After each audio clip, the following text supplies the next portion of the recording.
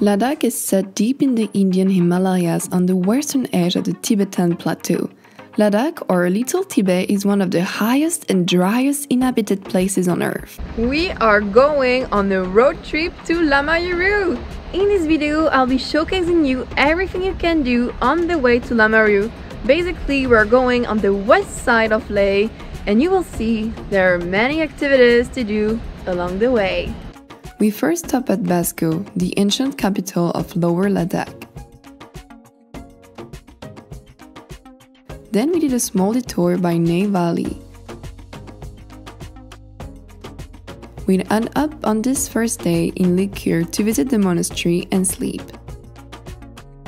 On the second day, we drive to Yangtang village to start walking on the baby trek. We went through Chermanchla Pass to arrive in MS village, where we slept in the guest house. The next day we hiked all the way to Tingmosgan, where the baby trek ends. You may try my full video regarding this experience by clicking on the top right corner of your screen. On the fourth day we drove to Lamayuru. We crossed the iconic moonland. In Lamayuru we visited the monastery. On the fifth day, we passed by Nurla to shop for snacks before hiking to the isolated Thar village.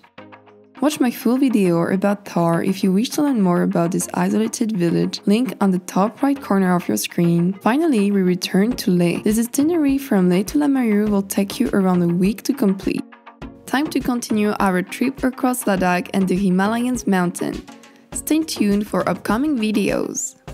Thank you to our guide Kamal and our driver Norbu for taking us around their beautiful home. And this was a resume of all the things you can do on the west side of Leh once you're doing your road trip to Lamayuru. If you have any further recommendation that you would like to share with us, with the community, please feel free to leave a comment below. And anyway, explore your surroundings. Bisous bisous! Bye. Bye bye, thank you! See you again.